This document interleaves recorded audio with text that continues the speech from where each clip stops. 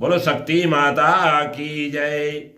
तदंतर शक्तिमान प्रभु शिव से माया एवं अव्यक्त प्रकृति उत्पन्न हुई।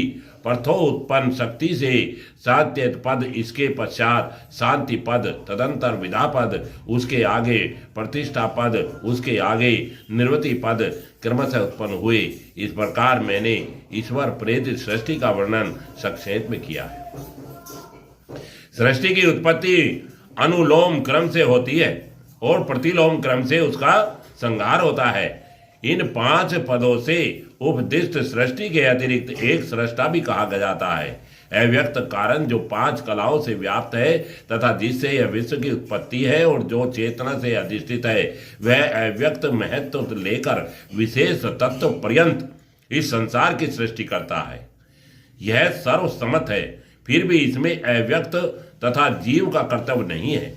प्रकृति के अचेतन होने से और पुरुष के अज्ञानी होने से प्रधान परमाणु आदि जो कुछ भी है सभी अचेतन ही है। उनका कर्ता कोई चेतन होना चाहिए जो बुद्धि से युक्त हो। इसके बिना कार्य कारण भाव की संगति नहीं बैठती, क्योंकि यह जगत कार्य रूप है, साव यह है और कर्त सापेक्ष है।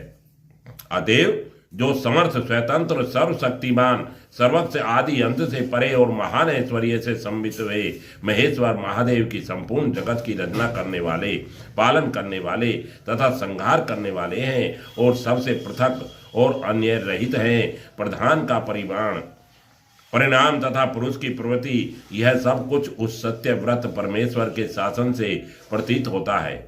सज्जनों के मन में यह शास्त्र निष्ठा बनी हुई है, किंतु अल्प बुद्धि वाला इस पक्ष को ग्रहण नहीं कर पाता। जब से इस सृष्टि का आरंभ होता है, जब तक प्रलय होता है, तब तक ब्रह्मदेव पूरे 100 वर्ष व्यतीत हो जाते हैं।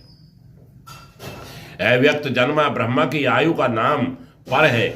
उस पर के आधे भाग को प्रथम पारार्थ तथा द्वितीय भाग को द्वितीय पारार्थ कहते हैं। दोनों परार्थों के बीच जाने के बाद प्रलय उपस्थित होने पर अव्यक्त अपने कार्यभूत जगत को लेकर अपने स्वरूप में अवस्थित हो जाता है। अव्यक्त स्वरूप में अवस्थित हो जाने पर तथा जगत रूप विकार का प्रतिलोम क्रम विलय हो जाने पर प्रधान और पुरुष दोनों समान धर्म से स्थित हो जाते हैं। तब तम तथा सत्वगुण ये दोनों समरूप में स्थित रहते हैं। वे दोनों वृद्धि और न्यूनता से रहित होकर परपरा चेष्टा शून्य ओत प्रोत रहते हैं। उस समय गुणों की सामवस्था होने से परंपरा से अविभक्त तथा सर्वत्र घनीभूत अंधकार व्याप्त था। वायु तथा जल की गति शांत थी और कुछ भी ज्ञात नहीं हो पा रहा था। उस समय जब